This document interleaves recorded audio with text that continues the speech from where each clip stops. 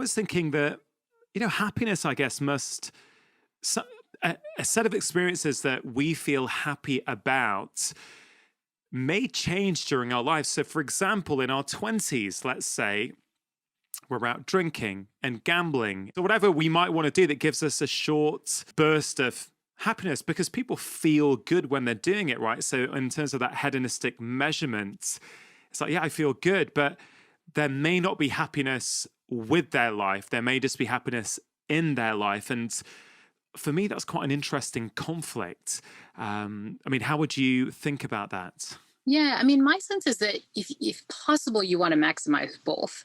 The advice from my dean would be, yeah, you're feeling great and happy, with your life right now, but it'd be good to feel happy in your life too. Like, maybe we should work on, getting a little bit of sleep or building back in those healthy habits, or, making some social connections so you're not feeling so lonely, right? You kind of want to maximize both. And I think that's especially true for people who are really working on the kind of hedonic parts of happiness. The people who are really happy in their life, but then when they look at their life and ask if they're satisfied with it, they're just simply not. And this is something we see in the literature all over the place. Some of the people with the most modern conveniences, who can fly anywhere to any beautiful vacation location on a dime, who can afford the best food and the best wine, sometimes they feel like their life is really empty. If you ask them, are you satisfied with your life? They'll answer no, right?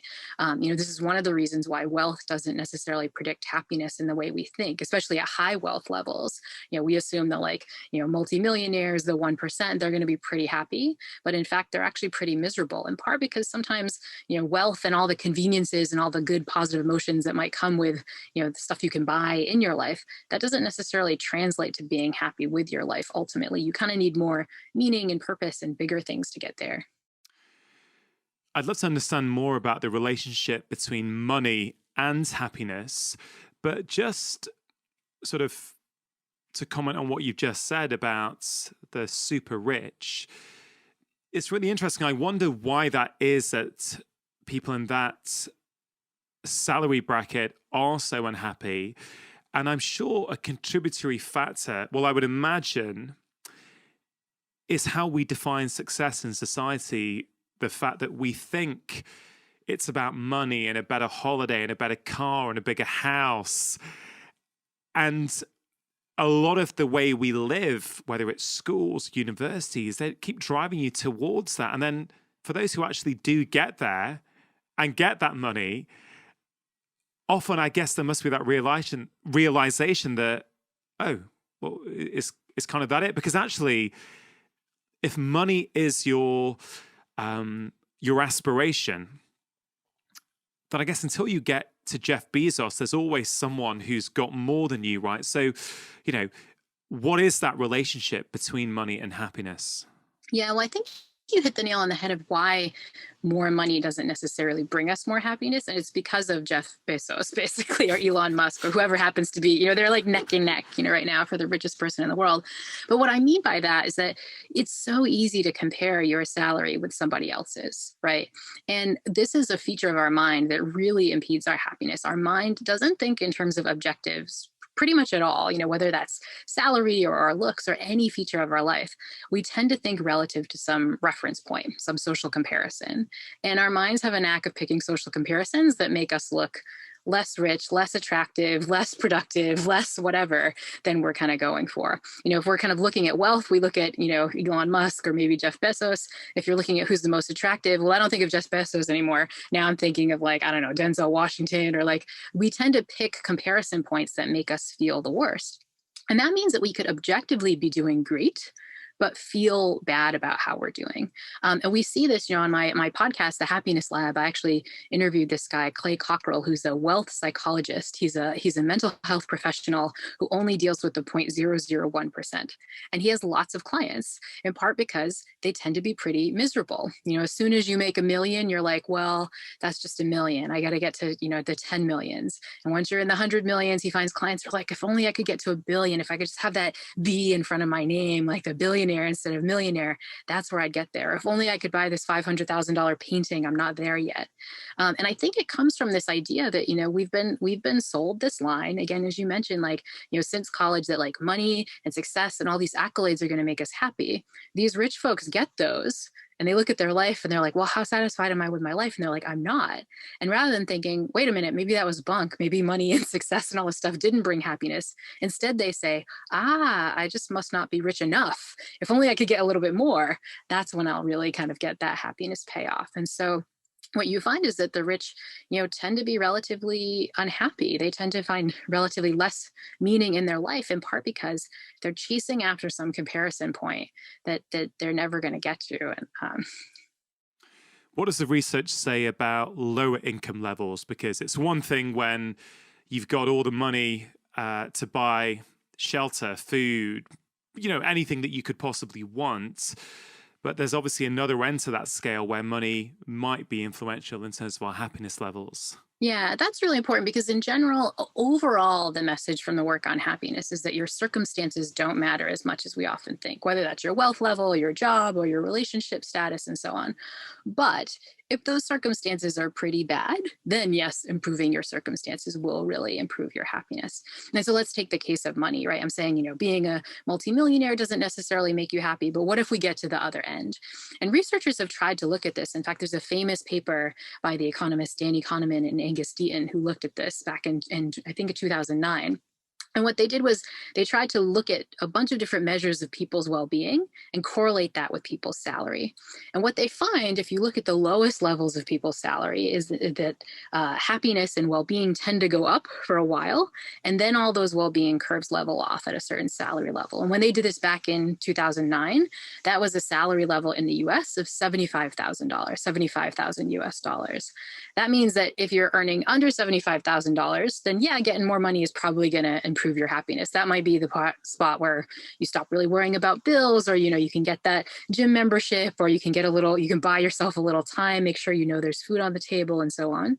But after $75,000, doubling, tripling, quadrupling your salary, it seems to have no effect on measures of well-being, things like positive emotion, how many negative emotions you have, your sense of stress, and so on. Now, this is not what we think. I bet most people in the US right now who are earning $75,000 think if I tripled their salary, that would make them happier.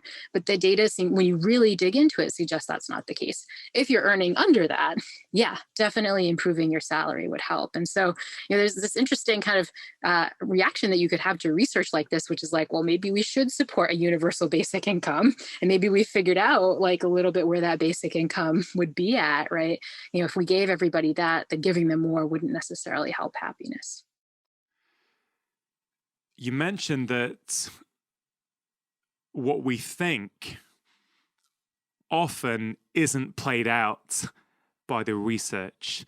And I've heard you speak a couple of times before, Laurie, and this is a theme which I've heard you speak about before, that our intuitions over what makes us happy are often wrong. I wonder if you'd mind expanding on a few examples. Yeah, I mean, this is I think, one of the dumbest features of the human mind, right? Like, it'd just be nice if our brain was like pointing us towards the things that were really going to make us happy, if we went after the stuff that we were really going to like. But the data suggests that that's just not the case. There are all these domains where we think, if I could only get X, then I would be happy. But then we get that X and it just doesn't work. And so, we just talked about money as an example. Material possessions are another one. Many of us think, oh, if I could just get that beach house or that new car, or even just, at a local level, I'm just going to buy these new shoes, they'll make me happy. The data suggests that, yeah, it makes you happy for like, a split second, but then it's not really a happiness that seems to last. It doesn't kind of give you lasting happiness. It doesn't even give you happiness that lasts for as long as we think. And so there's all these ways where we think that changing our circumstances is going to boost happiness, but in fact, it just doesn't work.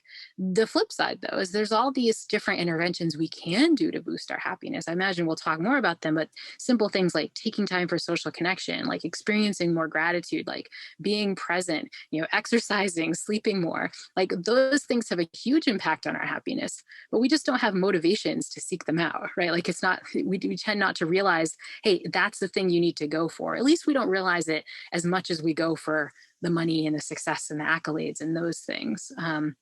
And those should be the things that we're focused on. So this is a problem. I sometimes joke with my students that our minds lie to us about happiness.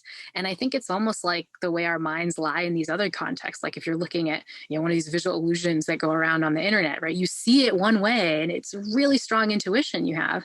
But actually the way that what will really matter for your happiness might look like the opposite, might look like just something that doesn't fit with your intuitions. And that's bad because it means we're systematically going after stuff to improve our happiness. That's not going to work. It'd be one thing if we just weren't working at it. If we're just like, oh, I'll just see what happens. Maybe I'll get happy. The problem is like we're putting a ton of energy and effort into becoming happier. We're just doing it wrong. So fascinating. And definitely we're going to get into what are these interventions? What are the practical things we can do to increase that feeling of happiness inside all of us? Before we do that, though, I'm really interested on a personal note that, as you said, you study animals, and you came across this predicament of unhappy students that, you felt that you wanted to help them. And so you turn your attention to this course. What was the name of the course again? On campus, we called it Psychology and the Good Life, mostly because I kind of wanted it to like pop from the course catalog, like, oh, the good life, like our Yeah. students to And notice what's it it. called? Because it's gone out on Coursera now, hasn't it? That anyone around the world can access it. Yeah. The one on Coursera is known as the Science of Wellbeing. I'm not totally sure why we switched the names, but I think we wanted to just get well-being in the title so people would kind of know more what it was about. Yeah. And there's some incredible number of people who've done that course now, I think, from last thing I read. Yeah, it's been a little surreal, to be honest. When we first put the class online, hundreds of thousands of people signed up pretty quickly, which was sort of shocking. But then when the pandemic rolled around, like right around March of 2020, we had this enormous increase in the number of people who signed up. So just the first couple months of the pandemic, over 3 million people signed up to take the class, which was incredible. But again, I think it kind of made me, as a scientist, sort of feel really kind of excited about my fellow man, right? I mean, I think it was like people wanted to figure out how to really get through these tough times, and they didn't want platitudes. They wanted some evidence-based approaches, approaches that come from science. And I think, maybe that was sort of part and parcel of the pandemic. As we are dealing with COVID-19, I think people wanted real solutions, right? Like, what's really an evidence-based way I can protect myself against this virus? Like, wash my hands, wear masks, and so on. I think people wanted to do the same thing, not just to protect their physical health during this time, but to protect their mental health. And I think people didn't have obvious strategies to do so. And I think they saw the class as providing those. And that's why so many people flocked to it, once times got tough. On a personal level, as someone who is sought after around the world now to speak about happiness, I'm interested in your own happiness levels and the sort of things that you learned as you were teaching that maybe you weren't applying, but that through teaching, through accumulating the evidence, you've started to bring into your life. Yeah, well, so many things. I mean, I admit that, I was very worried about my students when I just thought about designing the class. I was seeing their depression and their anxiety and stuff. But one of the things was I was also seeing myself a little bit in them. I was watching, like, how's the week going? Like, oh, I can't wait to get to Friday. Like, I could experience that was a bad sentiment, that there was something deeply sad about that. But I also resonated with it. Like, yeah, me too. If I can only get to Friday, or even just things like feeling anxious and depressed, right? I wasn't necessarily clinically depressed or clinically anxious, but, I saw all that stuff in myself too. All the bad strategies I watched my students doing, every error I saw my students making when it came to their happiness, I could see seeds of that in myself too. And so one of the reasons I was excited to teach the class was to figure out those strategies for myself too. I also realized that if I was going to be this happiness professor, I had to practice what I preached, right? It's like if you're a medical doctor, you can't go off and be unhealthy and eat cheeseburgers all the time and stuff like. You got to kind of toe the line so that people know that expertise is real, that you're kind of not selling snake oil. And so what it meant was that now I really needed to kind of follow the things I was telling my students. And again, the research shows if you engage in these practices, you get happier. Like I use the kind of standard empirical survey measures of happiness. On every single one, my happiness has gone up, at least 1 to 2 points on a 10-point scale. And it's not like magic. It's just because I'm doing the stuff now that really does improve happiness. Well, let's go through what really matters when it comes to happiness. Are there some universal practices that really you can say, without knowing an individual's circumstances, you can say with a high degree of certainty that if you do this, you are likely to improve your well-being score and your happiness?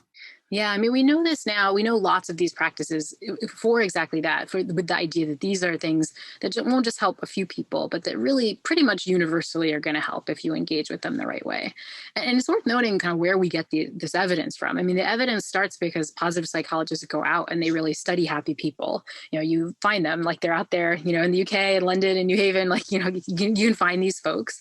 And then researchers try to ask, like, what are these folks doing differently? Like, how do they behave differently? Do they spend their time differently? And then you get some hints about behaviors that might be working for improving happiness.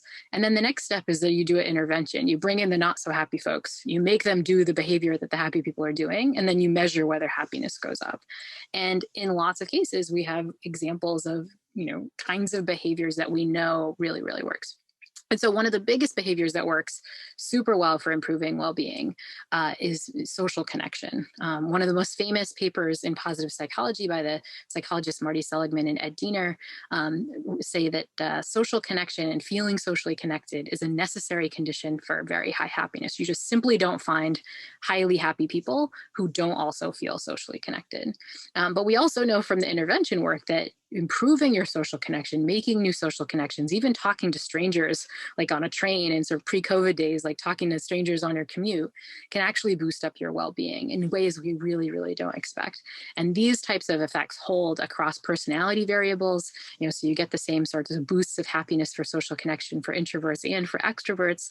It seems to work in ways we don't expect. And I think this is one of the reasons we're all struggling so much during COVID is that, insidiously, one of the problems of COVID is that we have to sort of socially distance. And that means that some of us aren't engaging in social connection in the way we used to. Even in subtle ways, many of us are working from home, so we don't get the kind of office cooler, chat that we get with our coworkers. But we also don't see people like in simple ways. Many of us are, doing a curbside pickup where we go to restaurants, grab something, off the side of the curb or get our groceries dropped off at our door. Like the simple kinds of interactions we have with, the grocery store teller or the person who works at the coffee shop, like we're reducing those kind of simple connections too. And even those weak ties, the research show, matter for happiness. I think one of the reasons we're all kind of feeling it right now is that we need to build in a lot of that social connection that we've lost. And we need to do it more intentionally because it's not happening as naturally as it used to. Yeah, one of the striking things that I've heard from patients and people who I interact with on social media is how many people regarded themselves as introverts. And they thought, I like being by myself. But a few weeks into these physical distancing measures, they realize, I do like being by myself, but I sometimes like to sit in a coffee shop with my laptop and my headphones in, and I kind of know there's other humans around, or I might just pick up a coffee.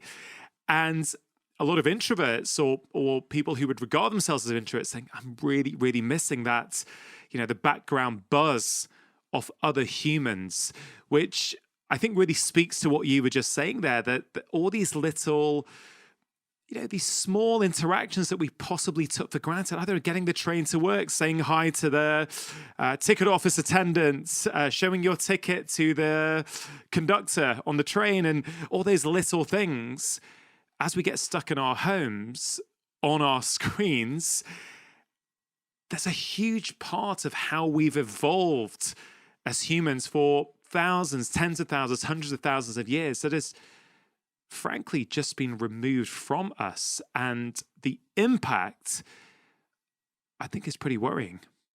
Yeah, I mean, I think, if you look at the statistics of things like depression, anxiety, loneliness during COVID, many of these are skyrocketing. And I think, one of the culprits is just that we're losing out on these simple, weak tie social interactions, the chat with the barista at the coffee shop. Those things we forget really kind of build up our happiness. I think this is another big misconception we have about happiness is we think of happiness as sort of a destination. You get there and you're sort of happily ever after, but that's not the right metaphor for happiness. is happiness is more like a leaky tire, right? It's going to kind of go flat a little bit, but then, you chat with the barista at the coffee shop and that, kind of makes you feel a little good. And then go about your day and, chat with someone else or have another joyous moment. We kind of can use these moments of joy to sort of boost up our happiness over time. And a lot of those moments were social moments, and we're missing them now. What does the research say about talking to strangers and talking to people we don't know? Because I think there's some quite nice research there, isn't there, showing us just how impactful those interactions are. Yeah, and just how wrong we get, just how wrong we are about those interactions. This is another domain where at least my intuition is that, yeah, maybe it'll make me feel okay, but it's not a major force in our happiness. In fact, if you plot me on a train, going to work in the morning, maybe I'd talk to somebody, but usually I'd put my headphones on and listen to a podcast or, get some work done or try to get through some email. And it turns out that this is a mistake when it comes to maximizing your happiness. There's some lovely work by the University of Chicago psychologist Nick Epley, who did direct studies on this, where this is again back pre-COVID times, where he found some subjects who were about to do their daily commute on a train. He did this on the L trains in Chicago, and he said, okay, you want to be in a study, you'll get a Starbucks gift card, and people all sign up because Starbucks gift cards are the engine of all social science research. And he's like, oh my God, Starbucks gift card. And so what he tells subjects is either for the rest of the train ride, don't talk to anybody. Please try to enjoy your solitude. Or for the rest of the train ride, just do what you normally do. It's kind of the control condition. Or for the rest of the train ride, I want you to try to make a meaningful social connection with somebody. Like talk to someone and don't just talk about the weather.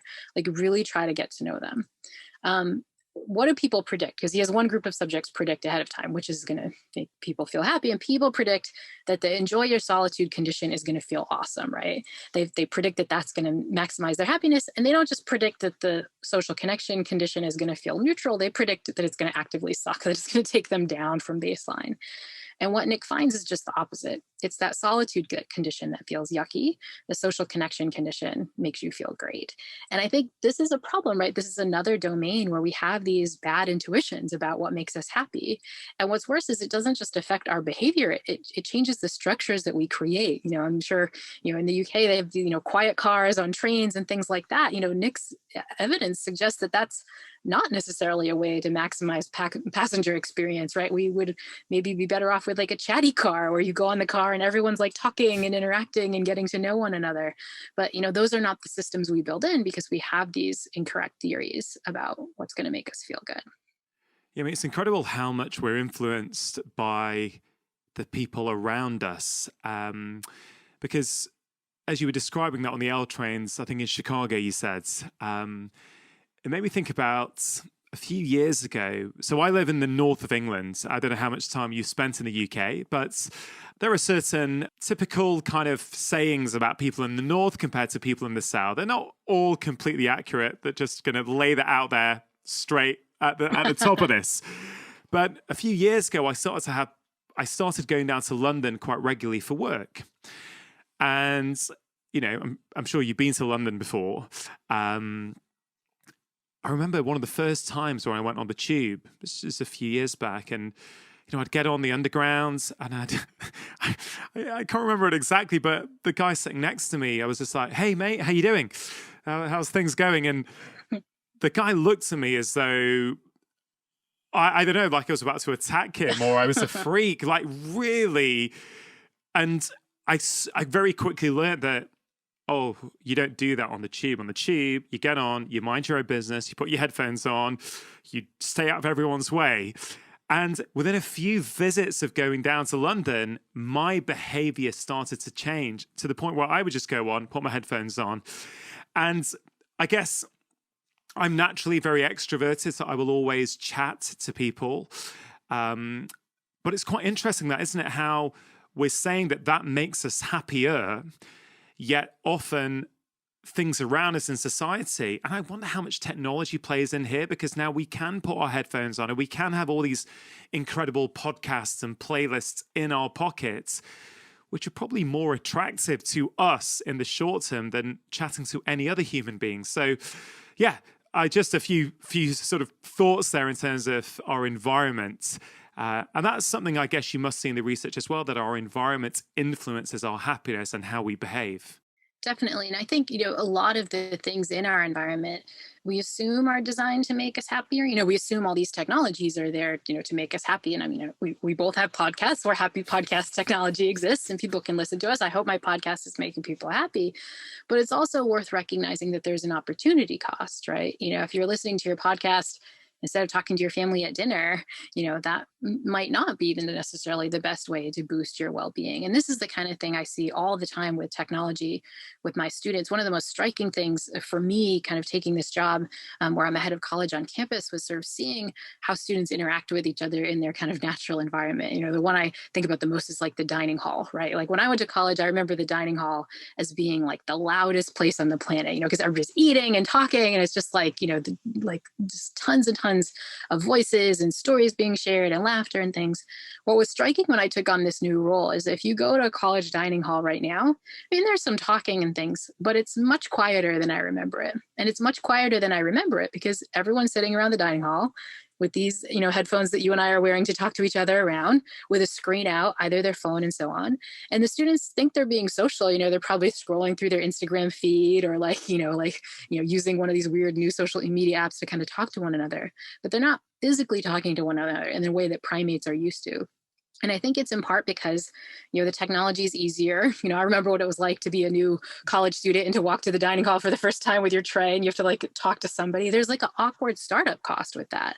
And I think technology just gives us an easy way to kind of do something else, right? Not going to avoid that anxiety, but it means because we don't ever get over the startup costs, we never develop these kind of weak ties with people where we just chat and get that little enjoyment. It means my college students are less likely to make these close friendships. It's one of the reasons that nationally in the US right now, 60% of college students report being very lonely most of the time, and I think it's in part because, the easiest thing to do is to flop on your headphones and not talk to someone. But that means you're missing out on all these good moments where you can experience joy through social connection. Technology worries me, if I'm honest, Me too. Me too a lot. I think particularly as my kids now are 10 and 8, and I feel that my ability to influence, particularly my son, is probably starts to become less and less. And again, I'm not trying to control him or anything. I'm just conscious of what is normal now in society. I'm also aware of how these apps, how technology is designed. And I think there's an illusion of choice that we think. I talk to a lot of teachers say, oh, we believe in giving kids choice. But I don't think it is choice. I don't think it's this real, I think it's the illusion of choice. I don't think many adults can resist. I certainly don't think kids can resist. And I really feel that we are sleepwalking into major problems. And it's really hard because you end up sounding a bit like a Luddite and not sort of moving on with the world. But I don't think it's like all technology is bad. I just feel that we don't intentionally use technology. We're using it to do everything rather than thinking, well, what's good about technology? Like this conversation, brilliant. I can see you. It's not the same as being in the room, but it's a pretty close, comparison. But I just feel I worry. I mean, what do you think about technology? And is there any research to support what I guess we're both trying to say? Yeah, no, definitely. I mean, it's something I worry about a lot, both in my own life and kind of watching my own behavior and reaction to technology and all the notifications and cues and the little dopamine reward hits that we get from technology. Also from watching my students, right, who I know are lonelier than they've ever been in college history, right? And I think a lot of that has to do with, ironically, has to do with technology, right? Like these devices that they're using to connect are actually leading them to not form connections in real life. And so I think this is something that we really need to understand better, right? And it's hard to do great science on this because all of us have technology, right? It's hard to get a control condition with somebody who's never like had a smartphone or social media, because they might not be neurotypical, like, in the way you would want a control group to be. But I think it's important to recognize that part of the problem of technology isn't the thing we normally think, right? When we have these worries about technology, we instantly point to social media, like social media is the bad guy. But actually, it's just the technology and its excitement in and of itself that might be a problem. On my podcast, The Happiness Lab, I interview my colleague Liz Dunn, who's a professor at UBC and studies the impact that technology has on happiness. And she kind of has this wonderful metaphor. She says, imagine if instead of like, to a restaurant at dinner, instead of bringing my cell phone, I brought this big wheelbarrow. And in the wheelbarrow, I had a printout of every email I've ever had since 1997. Like photo albums on top of photo albums of me and my vacations, my husband, and like stuff I've eaten.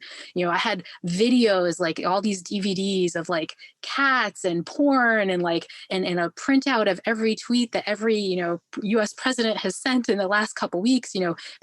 Piles and piles of newspapers that go back many, many years, right? Like recipes. Like if I brought a wheelbarrow filled with like DVDs and printouts and photos and all that stuff, it'd be really hard to sit at dinner and just have a normal conversation with my husband at that restaurant, because I'd want to be peeking through like, oh, let's look at this cat video, honey, or like oh, porn, like that seems interesting, right? Like it'd be really hard to ignore that. And the idea is that like your brain knows that on the other side of your phone is all that stuff. Like your brain's not stupid. It recognizes where there's rewarding stuff. And it means that every kind of normal conversation we want to have in real life is in some sense competing with those other stimuli. We have that wheelbarrow and it's in our pocket all the time. It's in our kids' pockets all the time as they go to school, as they try to have dinner with us, and so on. And I think we haven't, even when we're not using our phones, we don't necessarily recognize the hit that they're taking on our attention and on our motivation. And that's the kind of thing that Liz Dunn studies. She looks not necessarily at how much you're not paying attention when you're using your phone, but also the mere act of having your phone around. What does that do to your attention and your social connection? She has this lovely study where she has people sitting in a waiting room, and they can either have their phones out with them or not, right? Their phones are away in another room. And what she finds is that people smile 30% less when they just have their phones present. And I think, this makes sense, right? Like if you got your phone there, you're just going to be tempted to look at it. It's kind of drawing your attention. You're just naturally less inclined to look at the people around you. And if you multiply that 30% effect by, say walking around on the tube in London, or just like walking around any major city and everyone has these phones, what is that doing to our social connection? I think we simply don't understand the magnitude that we're kind of getting our attention stolen by these devices. Yeah, it's insidious. And I think it's an experiment that I don't think any one of us has consciously signed up for. I feel sometimes when I talk about these things that you're going up in the face of the direction that society is going, and I think that makes it really challenging. I know you talk about when the phone's not there. Some of my happiest moments recently are when I've lost my phone, or it's been in my car. I left it at my mum's house and I thought, screw it, I'll get it tomorrow. And just there's this lightness around because you're noticing, you're like trees, like the sun, or just like people, I smile like people. No, it's really profound. I think, one of the ways to deal with it, because it's not going away, right? This stuff is going to stick around. We just need better strategies to engage with our technology in more intentional ways. And one of my favorite pieces of advice comes from the journalist Catherine Price. She has this lovely book called How to Break Up with Your Phone, where she doesn't really advise you to break up with your phone, but just to develop a more mindful relationship with it. And she has this acronym that she uses called WWW. Whenever you pick up your phone, think WWW, which stands for what for, why now, and what else, right? What did I pick this up for? Was I going to do something with it? I was going to check my email, or I was going to look at the weather, or was I just like bored or anxious, or, like something like what was happening, right? And then why now, right? Like what was the emotion that caused you to do it? Was it just like, rote and you're just kind of anxiously picking it up? Or was it really like to do something at that moment, or is there something else you could be doing at that moment? And that gets to the sort of what else, which is like, what's the opportunity cost? Even if you're bored and you're going to pick up your phone to like, play a game or check your email, like what else could you be doing during that time that might make you happier? And the what else is often a social what else. When I'm picking up my phone, it's often like I could, go into the room to talk to my husband and check in how he's doing, right? I could look up at the sky, I could take a mindful breath, right? What are you missing out on by using your phone? And that has kind of caused me, using that sort of WWW strategy myself, it's made me realize a lot, like why I pick up my phone, which is often out of like boredom and anxiety, but also sometimes when it's like useful. There's times I need to check my email or look at the weather or something. It's when it's kind of not mindful or not intentional, it's just kind of yanking my attention. And when there's a real opportunity cost on other sorts of social interactions. Even with the weather app, sometimes I've been like, I could just walk to the window and take a little walk around the block and look at the clouds and get a sense of probably what's going to happen, right? It's funny you say those little micro moments where you could look up at the sky or have a little conversation with one of your flatmates or one of your family. I bet that time adds up. In that moment, we might think, oh, that's just a couple of minutes here, a couple of minutes there. But if you look at your phone, and some of the stats on how many times we look at our phone are really quite worrying. But let's say you look at your phone 40 times in the day, and let's say each time that's 2 minutes that you could have been doing something else. Well, that's 80 minutes potentially. That's nearly an hour and a half of your time. And again, I think the question, as you say, is intentionality. It's if it's there for a good reason that you've actually thought about, then fine. The worrying thing for me, I guess, and the sort of idea I've been playing with for about 6 or 9 months now, I spoke to Arianna Huffington about it recently when she came on the podcast. And I guess it's quite similar to what your friend Liz was saying. It's that I don't think another human being can compete with our device. I think it is decimating so many of our relationships with our children, with our partners. And I don't think we realize just it.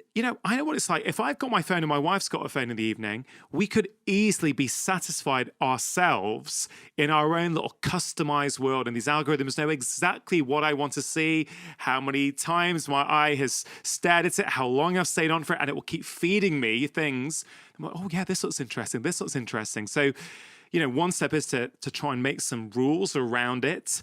I think another nice approach, which I'm playing around with, is which apps do I really want on my phone? So when you take off the social media apps and actually just only use them on my laptop, my usage goes dramatically down. And, do you have any more strategies around that you think or you've seen can help people with respect to their happiness? Yeah, I think, these kinds of strategies are like classic ones, right? I mean, what you described about taking your apps off is something behavioral scientists call situation modification, right? You change the situation so it's a little bit harder to access your apps or even to access your phone. I know Ariana has like talked about, having a little phone bed that she uses that, Yeah. I have in my bedroom, I have an Ariana phone bed. So I put my phone to bed before I go to bed. And then that means, it's just on the other side of the room, right? It's not there to kind of pick up whenever I have this moment of like, oh, I'm bored or I can't fall asleep or something. So kind of getting rid of the technology in your phone, like the apps that are definitely like you don't have a great relationship with, like those go off the phone and just like use them on your laptop. Get the physical structure of the phone away so it becomes a little bit harder. And then I think these rules that you develop with your family are really important. I think one of the crises that we have with this technology is it came around so fast we didn't have time to develop norms about it. We have norms about like when you talk and when you don't talk and like who you can interact with, and we have these kinds of social norms that help us navigate things that would be tempting to do but that would be kind of a little bit gauche, right? Like if dinner comes, you wait for everybody to get theirs before you start. You might be tempted to eat it right then, but we kind of have this norm. I think we need the same thing with our phones. We just haven't had time as a society to develop those. Our norms around tempting things like food have come about over thousands of years of cultural evolution. The phone in its most tempting form, which I think of as a sort of iPhone smartphone, like that's new, right? Like that's like what 2007 2009, like that's when everybody started getting these things. It's like barely a decade old, right? And so I think that we just kind of need new norms to kind of help us figure out how to navigate this stuff. And so I think you can, it's hard to do that for society, but you can definitely do that in your own families. You can do that in your own flats. You can do that with your friend group. So make some explicit norms, like, at dinner, like who pulls their phone out. I've had friends who have a thing of like the first person to pull their phone out at a friend dinner at a restaurant, you have to pick up the tab, right? If you're the one who's like, oh, let me check on the, Google or something, like you have to pick up the tab because you're kind of ruining the moment. As soon as you pull your phone out, everyone else wants to. So I think these kinds of strategies are really helpful. But an internal strategy you could use is just to kind of pay attention to how your phone makes you feel. When you go on that social media binge or that gaming binge where you're kind of playing that silly app game or whatever, like how do you feel afterwards? Even set yourself up a timer so it dings and ask, did that feel good? Are you feeling apathetic? Are you feeling connected? And often when you notice, like, actually, I kind of feel crappy. Like, what did I just do with that hour? That noticing can really help you sort of update your own preferences. And this actually gets to another, we talked about how your mind lies to you. And this is like one of the dumb features of the mind. Another dumb feature of the mind, and specifically a dumb feature of the brain, is that we have these systems that control what we want in life, what we go after, what we crave, what we're motivated to do. And you would like to think that those systems are hooked up to what we actually like, what we actually find rewarding and enjoy when we get it. But it turns out those systems aren't really hooked up, right? In fact, if you look in the brain, they're actually separate circuits. And they're separate circuits, which means that you can want all this stuff, you can kind of crave it and have a motivation for it and all this stuff. But then when you get it, you don't really like it very much. The classic case of this is a case of addiction, right? If you're a heroin addict, you will have incredible craving for the drug, you'll steal from your family, you'll do everything you can to get it. But then when you finally get a hit, your reward areas aren't firing as much as they would for a non-addict because you're habituated to the drug. You don't even like it very much, right?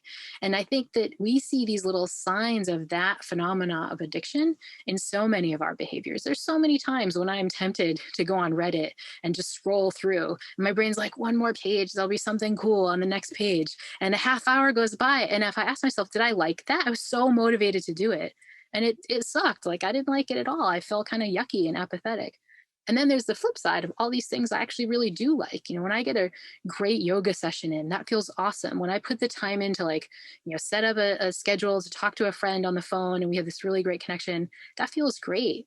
But I don't have the same motivation and craving I do to pick up my phone and check my email, right? And so this disconnect between wanting and liking, I think, is a huge problem. It means we're going to naturally have these motivations to go after stuff with incredible force and incredible automaticity. And when we do it, it's not going to affect our liking. And it means we don't have brain systems that are telling us to go after the stuff that really will feel good. We have to do that kind of for ourselves intentionally. It takes work. Yeah, it's motivation, but I guess in some ways it's also easier to pick up that phone, right? To talk to your friends and have that meaningful, raw, authentic interaction.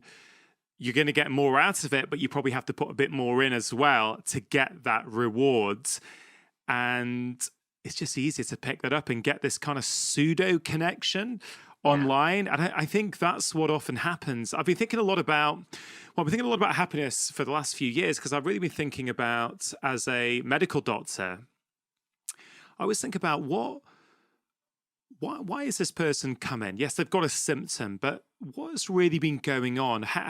What has been going on in their life that's meant on this particular day they've ended up in front of me? And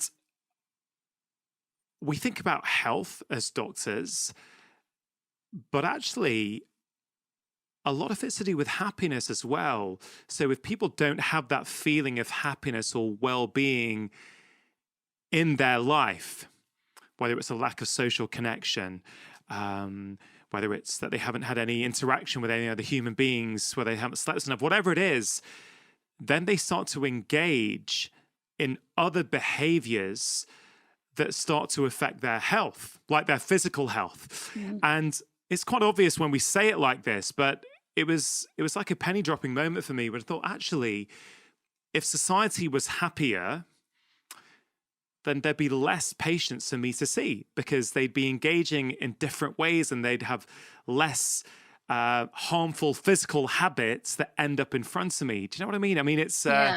And in fact, there's lovely data on this. Really, I mean, I think this is another spot where we get happiness wrong. We assume, if all our circumstances go well, if we're healthy, for example, healthy in terms of our like diet and this stuff, then we'll be happier. But actually, the data suggests that the causal arrow might go the other way. If you look at people's cheerfulness levels, if you look at their positivity, if you look at their happiness, you actually see effects on people's health and on people's longevity. So one famous study actually looked at whether or not people who are happier had like stronger immune function. So the way the study worked is they bring subjects into the lab and they either kind of do some intervention where they're kind of feeling happier or not. They can do these simple things by just like asking people, or you tend to be positive, or they could even kind of give people like a positivity kind of intervention where you watch some funny movie or something like that. But in one study, they just measured people's positivity in general, like are you a positive person or not so much. And then they shot people's nostrils up with rhinoviruses. These days we're all talking about coronaviruses. Rhinoviruses are the viruses that cause the common cold. And so everybody's exposed. Question is who gets sick? And what they find is that 3 times the number of people get sick in the kind of not so positive mood category is in the positive mood category, which is kind of striking, right? That like just your general mood state is probably affecting your happiness. It's probably not mood directly. It's probably through all the behaviors you suggest, which is like if you're in a bad mood, you don't get out and get social, maybe you don't exercise, like you probably eat some like comfort food or whatever, like, but it's really affecting it. There's also evidence suggesting that your happiness levels really affect longevity. This is another very famous study that tried to figure out if researchers could find a population that was sort of like had the same sort of health risks, basically. They kind of lived a sort of very similar lifestyle. And they converged on studying nuns, in part because nuns, they're not off like bungee jumping or doing, really, risky things like driving motorcycles and stuff. They tend to eat the same sorts of things and so on. And so these researchers went back and looked at nuns' diaries when they're in their 20s. I guess in some nunneries, when nuns kind of begin their profession for the church, they're asked to kind of journal a lot and sort of talk about their experiences and why they wanted to do it. And so researchers went back to these and just coded how many positive words were there, right? Do some machine analysis on how many positive words you see. Then they look at these nuns who are now quite old and look at how long each of the nuns are living. And what they find is that statistically more nuns who had more happy words live into their 70s, statistically more nuns that had the happy words live into their 80s, and statistically more nuns that had the happy words live into their 90s. And what's striking about this is this wasn't their happiness at the time. This was their happiness in their 20s, which is predicting their longevity in their 90s. And so I think this is another spot where we get happiness wrong. We can kind of think of happiness as like, oh, it's this ephemeral thing. Like we'll worry about that once we sort out, people's high blood pressure and people's, whatever, like cancer risk. But it could be that we have the model backwards, right? That if you're just experiencing a lot of positive emotion in your life, if you're satisfied with your life, it might make it easier to make choices that allow you to protect your health in a way that can make you healthier and allow you to even live longer. Yeah, I mean, thanks for sharing that. That's definitely my feeling, that it's happiness comes first.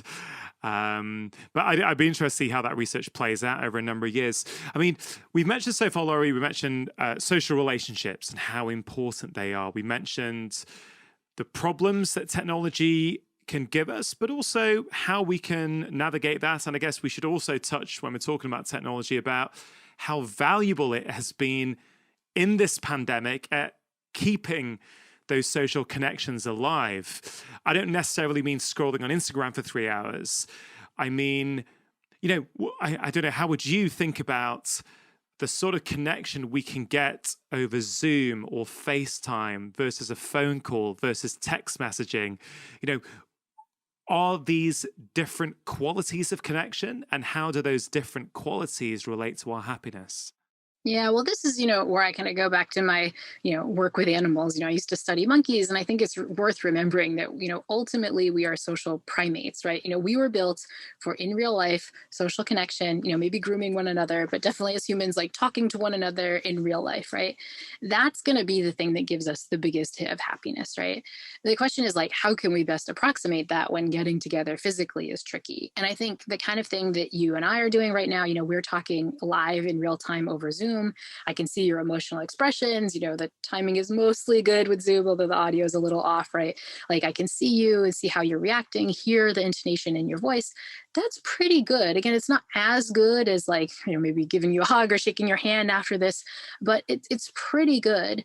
Where it gets dicey is when we move out of in real time together. If I text you like something, ha ha ha emoji, and then you write back to me later. If we were sending videos back and forth, if we kind of can't interact in real time, we're starting to lose some of the signals we've evolved to really pick up that really influence our happiness.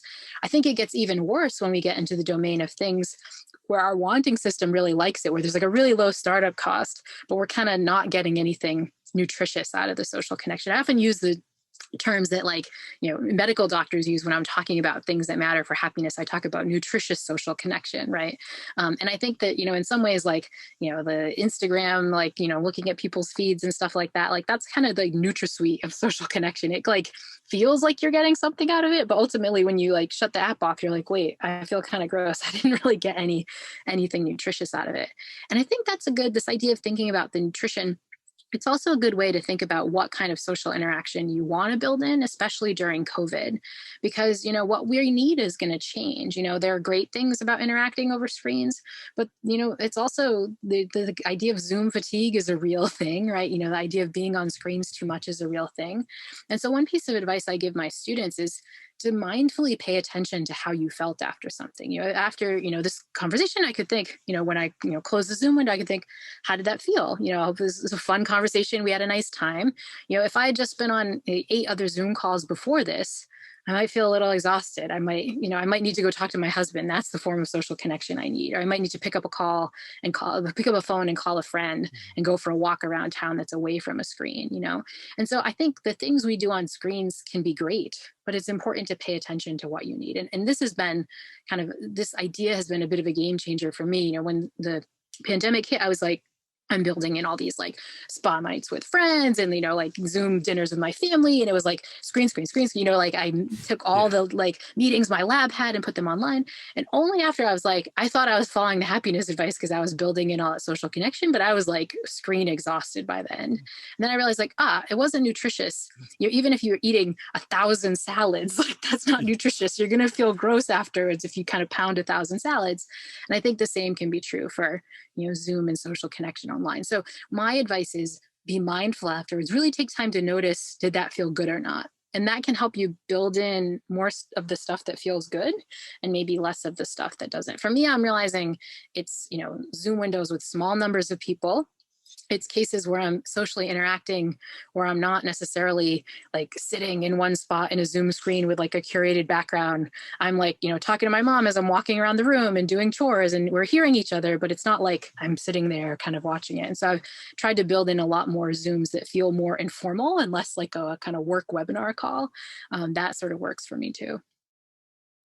Yeah, I think, as you say, these screen connections can be pretty good.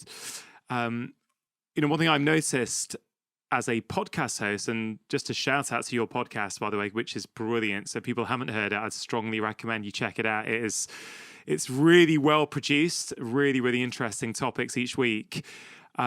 Before the pandemic, I wouldn't do remote conversations. They were always face-to-face in my studio. And of course, I had to adapt like everyone else. And what I've noticed is that, yes, I can have some really great conversations over Zoom, but afterwards, I don't have the same sense that I really know that person, that I could send them a text and meet up for coffee with them in the same way that when someone's been here and we've hung out for a little bit before the chat and after the chat, it's just different. And again, I'm not complaining. This is great. I hope we do get to meet one day face to face, right? But this is still, it's better than not doing it. But, there are these different levels of social connection, aren't there? And I guess we're trying to get the most nutritious one that we can in terms of what we're allowed to do, or certainly what society is allowing at that moment in time. In terms of other things that can influence our happiness, a lot of spiritual practices, a lot of religions talk about doing things for other people. And there's a lot of research on that, isn't there? Yeah, and this is yet another spot where our minds lead us astray. I think, especially right now in the tough time we're facing, it's easy to find all these articles that talk about like self care or treat yourself. This is a big mantra in the US right now. People have t shirts that are like, treat yourself.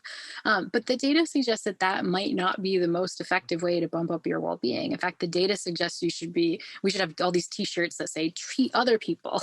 And we know this because, again, first move in happiness research is to look at the happy people. Look at the happy people. What are they doing? Happy people are disproportionately other oriented. They, like, matched for a salary level, give more of their money to charities than people who are not so happy. They give more of their time. They volunteer, right? They just tend to be more focused on helping other people than in kind of doing selfish pursuits. And the research shows that then if you go and do an intervention where you force people to do nice stuff for others, that will actually improve people's well-being more than they think. This is actually a study by Liz Dunn, who we mentioned earlier. She goes up to people on the street and hands them some money and says, okay, you just got this money. Here's how you have to spend it. One group is told, you have to spend this on yourself. Do something nice, treat yourself. Another group is told, well, the way I want you to spend this money is to do something nice for someone else, right? Then she has subjects agree that they can be called later in the day or later that week. And what she finds is that the subjects who tend to spend the money, subjects who spend the money on other people tend to be significantly happier than those who spend the money on themselves. Now, this is not, again, what we think, right? But it's what the data show. And again, I teach this class, but I get this intuition wrong. If I'm having a crappy day, pre-COVID, if I was having a really crappy day, I'd be like, I'm going to go out and get myself a latte, or I'm going to get a manicure, right? I don't think like, I'm going to go buy my coworker a latte right now, or I'm going to get a little gift card for my friend to get a manicure. Like, I think me. But the data suggests that like just sort of switching gears, spending our money and our time on other people is a way to bump up our happiness.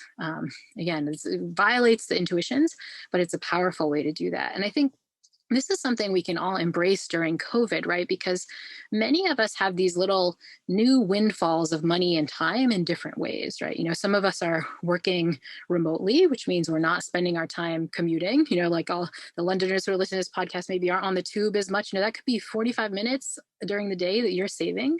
What are you doing with those 45 minutes? Could you volunteer for a charity or make calls for an organization that you care about, or just like pick up the phone and call somebody who's struggling, right? And check in on how they're doing, not to help yourself, but to sort of really check in with someone else, right? Some of us have these like mini windfalls of money, not all of us, but if you're saving, that, tube fare that you're not spending every day, or maybe you're saving gas on your commute, right? Like, could you use that money for a good cause? Even if you're just saving on that latte, that latte that I'm not buying myself, every morning when I head off to work, that $4, like I could actually spend on something better, right? Even if it's just $4 that I donate to a charity that morning, the research suggests that would really boost our well-being. And I think we can, maybe take these little mini windfalls of time and money that we weren't even noticing and use them for a good cause, if we're not using them in some other way already. It's a theme in what you're talking about is noticing things. So notice the time that you're no longer spending on your commute. Notice the money that you used to spend on a haircut every 4 weeks or on a coffee every day from Starbucks. Notice how you feel after you've been on Zoom for a while or on Instagram for a while. And I guess the art of noticing really is what mindfulness is all about.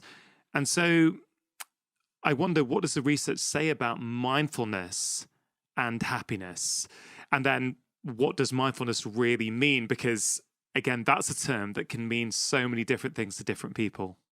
Yeah, I mean, I think one thing we know from the research is, just as being social and doing nice things for others improves our well-being, taking time to be mindful, taking time to sort of be in the present moment in a very particular way, which is with a particular kind of attitude, an attitude of sort of non-judgment. So you're not kind of in the present moment noticing this sucks and I'm judging it the whole time, but in the present moment, allowing it to be just as it is. The research suggests that kind of practice can really improve our well-being. And it seems to improve our well-being for a particular reason, which is that the opposite of being present, when we're kind of, not in the present moment, we're kind of mind wandering and thinking about the future and worrying about things and ruminating, that has a really negative hit on our happiness, right? And so just the act of being present, where you sort of shut off that kind of mind wandering to yucky other things, can really make us feel better. Now, it too is the kind of thing that requires some work. This is being present is not the natural state of the human mind, which I actually kind of find funny because if you talk to folks who practice meditation, they often talk about the sort of mind wandering, ruminative mind as the monkey mind, the mind that's sort of going off all over the place. But having studied monkeys, they're much more likely to be present when they're sitting there, just like sitting. They seem like they're just kind of not worrying about the future or what they're going to eat later tonight, or they're just kind of present. So I think the monkey mind is a bit of a, it's humans sort of touting their own awesomeness when we're actually not as awesome as other animals. But the research really suggests that practices that allow us to improve our mindfulness, to improve our presence, can really improve our well-being. So practices like meditation, even more spiritual practices like prayer and so on, even just the act of like taking 3 deep belly breaths where you're kind of noticing what it feels like, all of these kinds of things really can allow us to be a little bit more present. And just the act of being present means we notice. We were talking before about, one reason that technology is messing with us is that, we miss the looking at the trees or looking at our partner's smile or seeing the sunshine. Being present means we're there to notice the stuff that really matters. And so it really can allow us to have these little, filling our leaky happiness tire moments of joy that we otherwise would have missed because our minds were kind of going off in all these directions.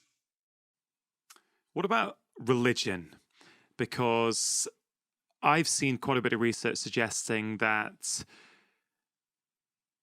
belonging to a religion or engaging in certain practices can be really beneficial for our happiness. And I remember this case, this patient who came to see me a few years ago at a practice in Oldham.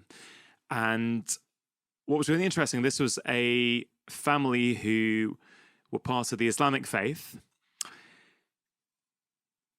And this couple had lost their baby boy. I can't remember how old, but their baby had just died. And, I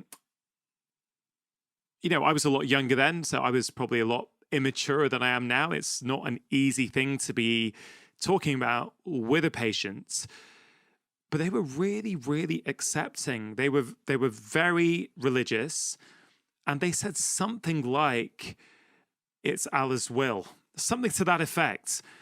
And I always remember that because I would reflect upon that. I think that's really interesting.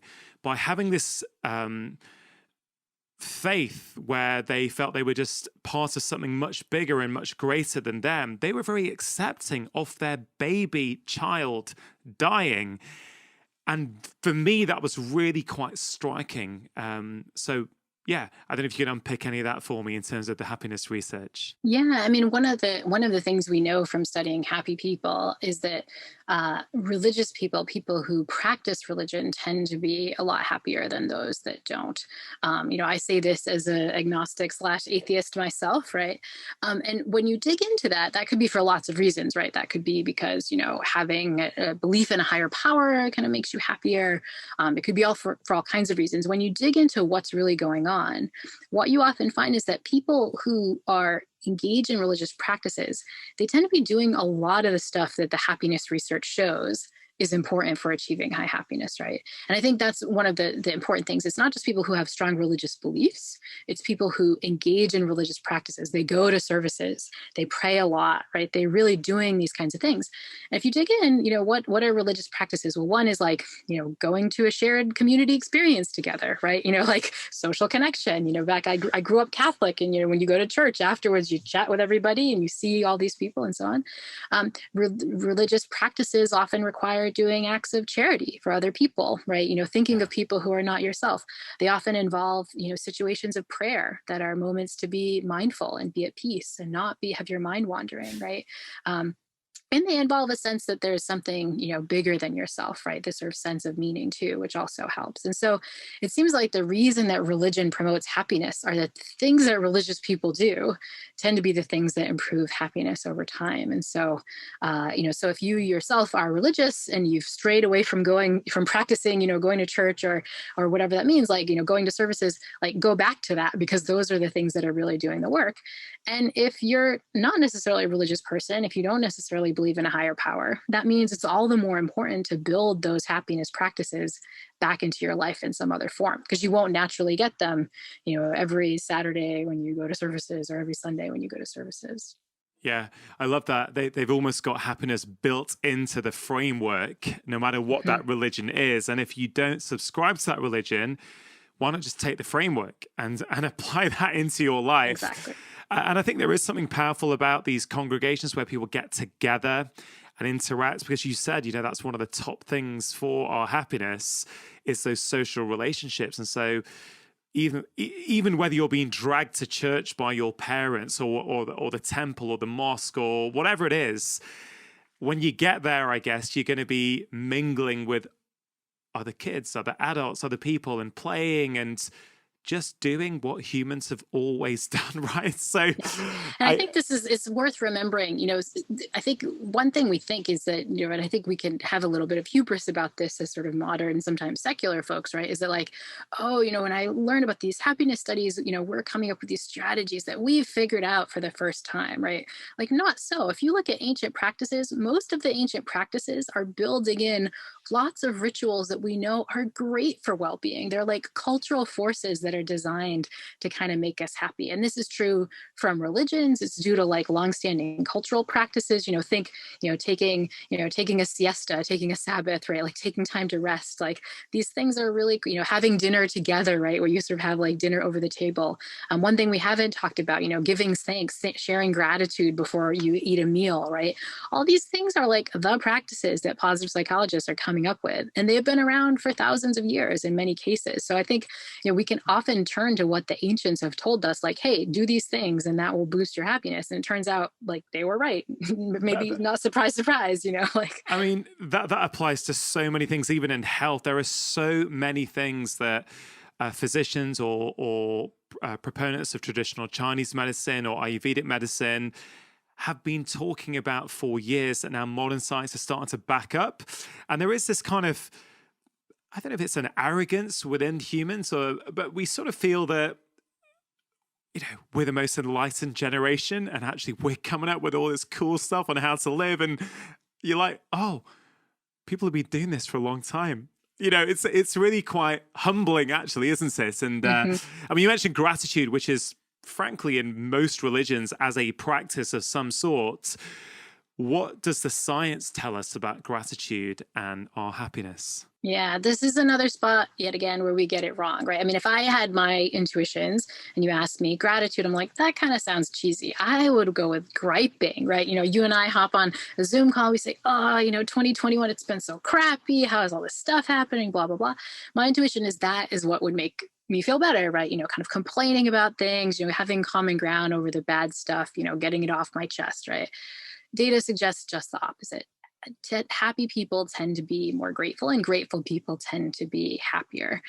Happy people tend to spontaneously count their blessings. They tend to spontaneously notice all the good things, not the bad things in life. And research shows that if you just engage in practices of gratitude, just the simple act of at night scribbling down 3 to 5 things that you're grateful for, research shows that that can start significantly boosting your well-being in as little as 2 weeks. Just the simple act of sort of experiencing gratitude.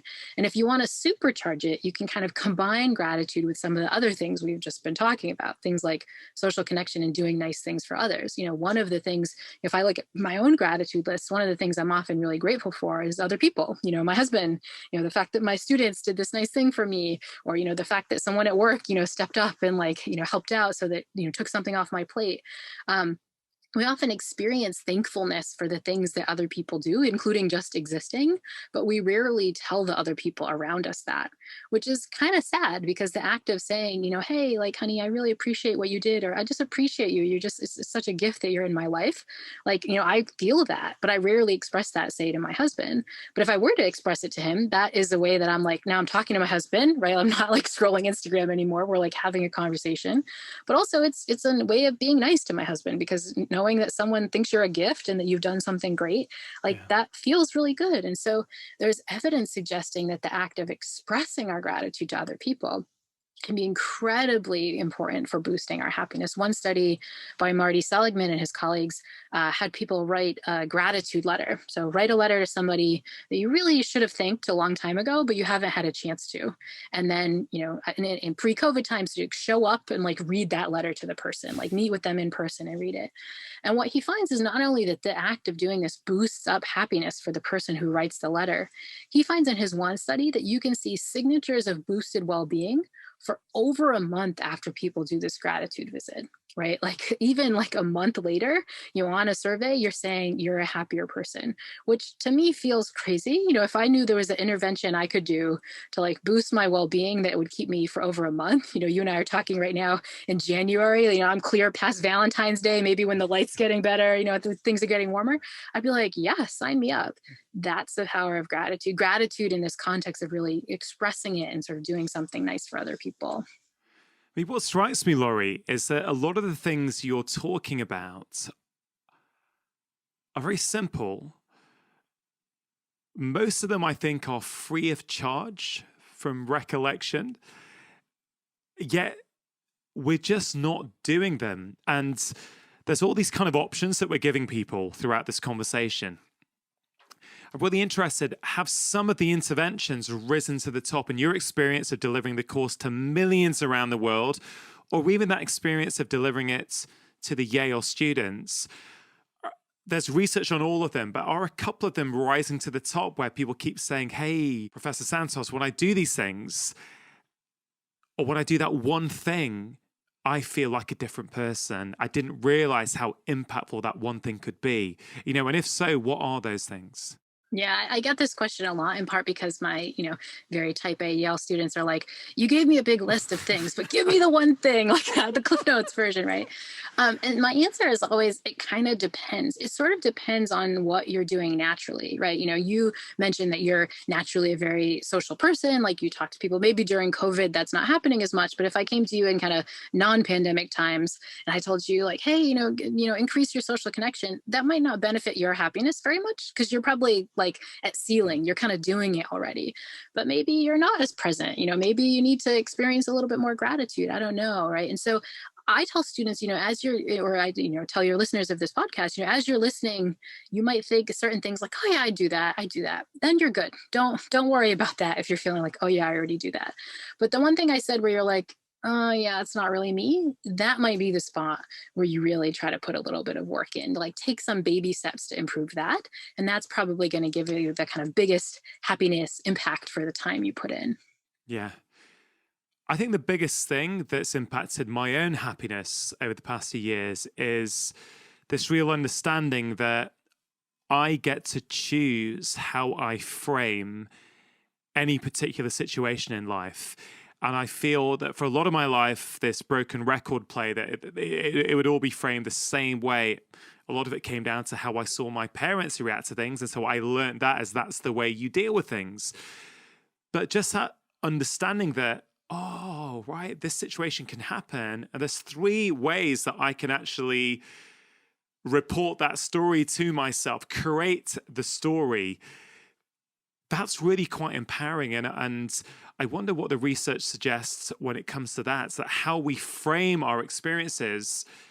And I guess a lot of people say, well, there's no choice. But I think even really harsh and situations and experiences that we don't want, we still do have a choice how we frame that. And that absolutely, I'm sure, plays a huge impact on how we feel about ourselves, but also how we feel about our lives.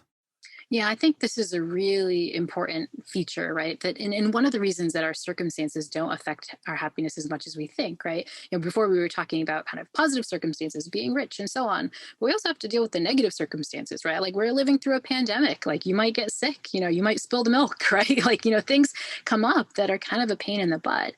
And in all those cases, we actually have a choice about how we frame that and how we react to things. Not like the immediate reaction, but we can kind of choose what happens after that. And this is another spot where I think the ancients had it right. In this case, there's a wonderful parable that comes from the Buddhist tradition about Buddha's story of the second arrow. And so the way the parable goes is, Buddha is talking with his followers and he asks followers, if you're walking down the street and somebody shoots you with an arrow, is that bad? Is that a problem? followers say, yeah, that kind of sucks to get shot with an arrow if you're walking down the street. And then Buddha says, okay, if you're walking down the street and you first get shot with one arrow, but then you get shot with a second arrow, would that be worse? And everyone says like, yeah, much worse to get hit with the second arrow. Now you're hurt in 2 spots and so on. So Buddha goes on to say, the circumstances in life, the suffering in life, that we can't control. That's the first arrow. That's going to come or it's not going to come. That's whether you're happen to be living in a pandemic or you spill the milk or something bad happens. But Buddha says the second arrow is our reaction to that bad thing that happens. And that's a thing that we can always control. Like we are responsible for kind of stabbing ourselves with the second arrow. So if you spill the milk and you freak out, and I'm like, oh my God, I spilled the milk. This sucks. And then I kick the dog, and then I, try to, clean it up. And then it, it was like even worse. And then I'm mad at my husband later, and I don't, call my friend because I'm in a pissy mood. Like, yeah, the milk, that wasn't my fault maybe, but everything else was mine. And the same thing with this pandemic, right? Like it sucks to be living in a pandemic. Like people are losing their jobs. We're afraid for our lives. All our routines are messed up. That's a first arrow. But we have a reaction to that pandemic. We can choose to frame it in a certain way, right? We can engage in practices that make ourselves feel better. We can try to find joy and gratitude even in the midst of this bad time. All those other things are up to us. When we don't engage it, we're kind of stabbing ourselves with the second arrow. And so this parable and kind of thinking that I can reframe things myself and that I have some control over my reactions to things, this has also been a real game changer for me. And this is the problem when you're the happiness person who talks about this stuff, because I'm prone to stab myself with the second arrow a lot. And my wonderful producer who works on my podcast, my good friend Ryan, will be prone to like when I'm complaining about something or like my assistant did something dumb and I was like so mad. And, half hour later, I'm still complaining about it. He'll sometimes text me the emoji of 2 little arrow emojis together just to remind me like, yeah, maybe this is on you. And so that's a good use of tech. That's a good use of technology. Yeah. 1 text, 2 arrows, like, okay, move on. So, and the research backs that up as well. Yeah. And what we know is that, first of all, I think one thing the research backs up is that we can control our reactions to things, right? Like you sometimes think like, oh, if something happens, I'm just going to get pissed off or I'm just going to be sad. And I have no control over that. But the research really shows that, one problem with negative emotions is that we try to like run away from them or we hate them so much that we just don't allow them. There are techniques you can do, meditation techniques, where when you experience something, you take time to kind of recognize that emotion, to allow it to be there, and then go into like nerdy scientist mode and investigate it, where you kind of really try to look at what it feels like in your body. And, take the spilled milk example. Like, I do this, I drop something, I like smash a glass, like, oh, and like, wait a minute, recognize like, I'm having this aversive reaction. I'm getting pissed off. Like I'm tensing up, right? Like I'm about to like, keep moving in ways that are sort of throwing things and dropping things, right? It's like, okay, let's allow this. That sucks. The glass, fell. You notice how this feels. And what do I do to kind of nurture that, right? So taking a like pause and taking a break, no matter what negative emotion you're experiencing, whether that's fear or frustration or just kind of uncertainty is something, experienced a lot during COVID, you can take time to notice what that feels like. And just the simple act of noticing, distancing yourself from it allows you to get some handle on those emotions. So you can react without kind of like reactions happen kind of naturally, but you can kind of react a little bit more strategically, right? You can kind of decide, maybe the right thing in the moment is to be sad and to cry or to, get mad or kind of react negatively, but it isn't always. You get some control over your reactions. Yeah. And reframing is something that we can train and practice and get better at. You work on this stuff and that it's nice to experience something really tangible in your life where you go, oh, I would have reacted differently. And that happened to me in the summer when I was finishing off the manuscript for my last book. I'd spent a few days working on an idea in a chapter and it just went. I lost it. And I don't know what was going on in my life at the moment at that time, but I felt really calm. And I was like, okay, well, here's an opportunity to write it even better. You've gone through the process of getting those ideas together. Now, with a fresh plate, you can actually make this even better than it was yesterday. And I thought that didn't happen on my previous book. So that happened, and it had happened previously. It was a real sense of frustration and a real sense of, oh man, why didn't I press save? I could just press save. Why didn't I check? And again, I'm not saying either one is right or wrong. I'm simply trying to empower people listening to go, you can work on this and get better at it. And so someone might go, yeah, but that is annoying. I get it, but I really like this idea that you can choose the story that makes you happier, right? Why choose the one that makes you sad and frustrated and full of resentment? Why not choose the one that makes you happy? And you take that to a real extreme.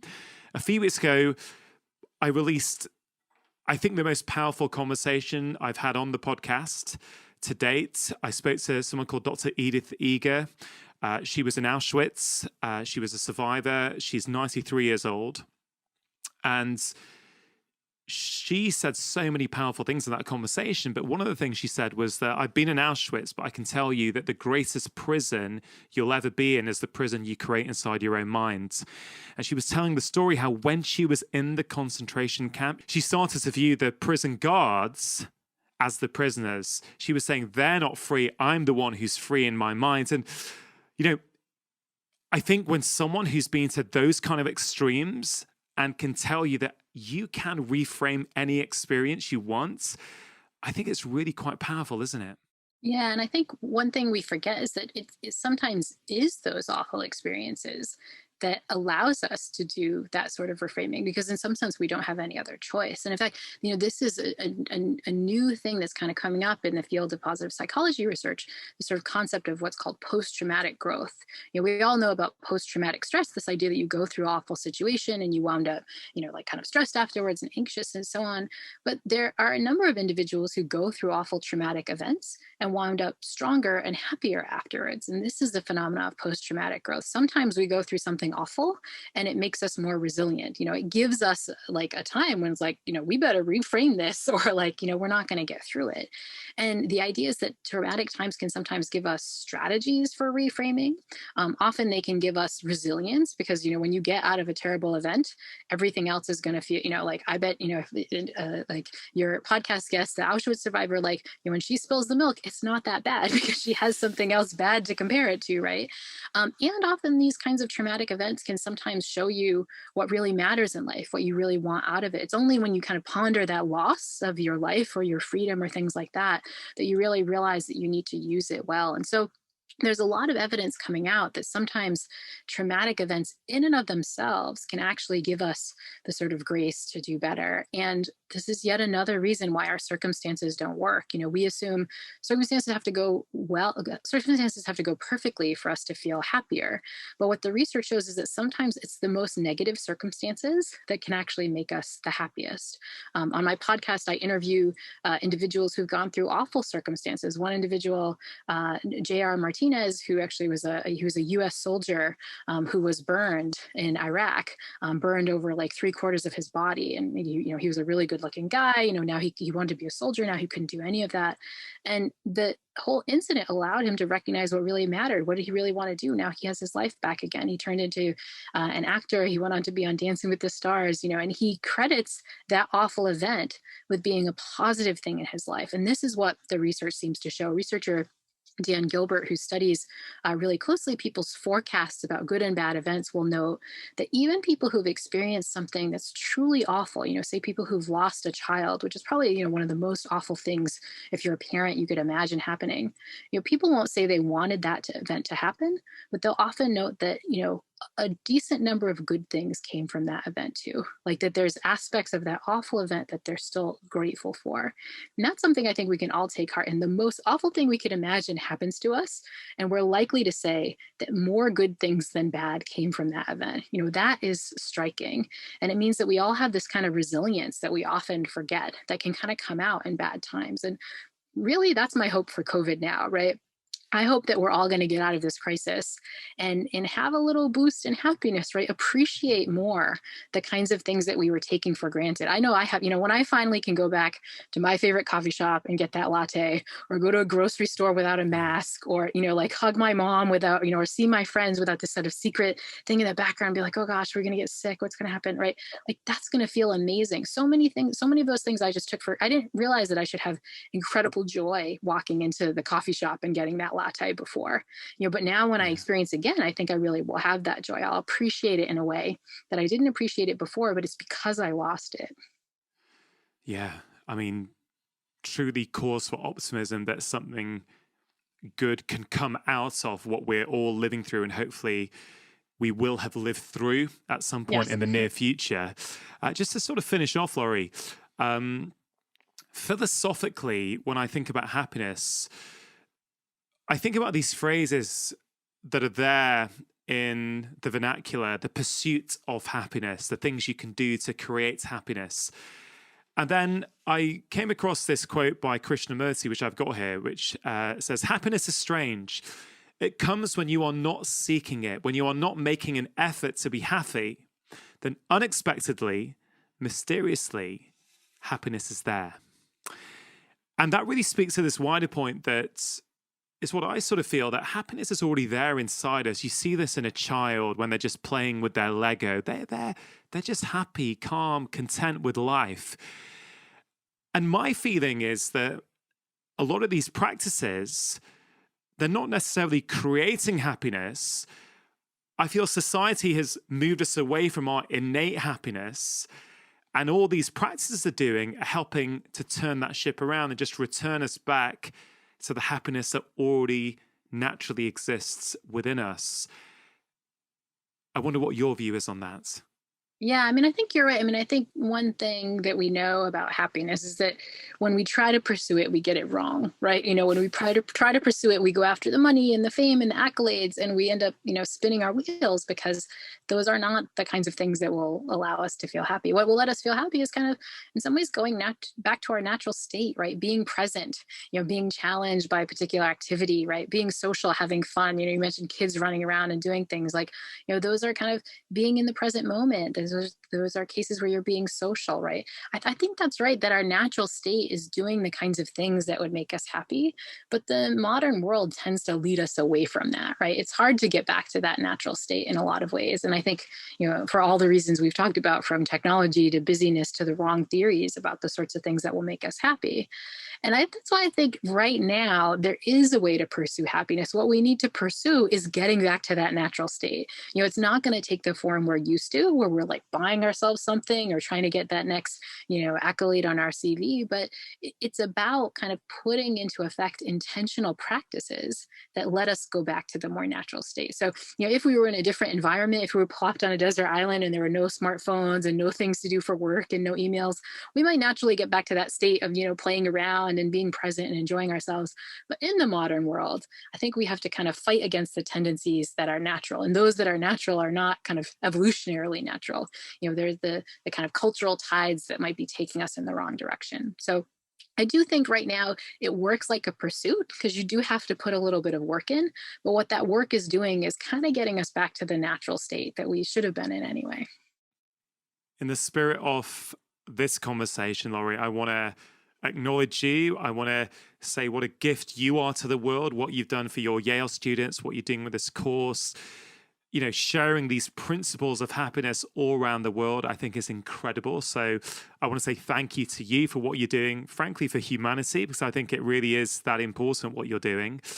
And just to finish off, this podcast is called Feel Better, Live More. When we feel better in ourselves, we get more out of life. You've touched on so many different things throughout this conversation today. I always love to lead my listeners or the people watching on YouTube with some practical tips, things that they can think about applying immediately into their life to improve their happiness level. So I wonder if you could leave my listeners with some of your top tips. Yeah. So the first would be to get social, right? Right now, set up a time that you can talk, like really talk with someone, whether that's somebody who lives in your flat, who you would connect with by phone, who you have to set up a Zoom call with. Like, set it up and try to be present. And when you are there, shut off all the other, screens that are open, put your phone away, really try to connect. Second thing is, what can you do right now to help someone else? Could you donate some money? Could you text a friend who might need to connect with you? Could you just do something nice for someone in your flat? Like, how can you get more other oriented? The third is that you should just take a little bit of time for gratitude. Like, what's the one thing right now that you feel grateful for, right? Think of it right now, that thing you feel grateful for, and kind of take a moment to notice it. And then if that felt good, maybe just stay in that present moment of noticing a little bit longer. Do that right now, and maybe even engage in some practices where you can really be a bit more present and mindful. Everything I just said might be, 20 minutes more of work in your day, like connecting with that friend, doing something nice or whatever. But that simple 20 minutes will be a way to boost up your well-being in this really evidence-based way.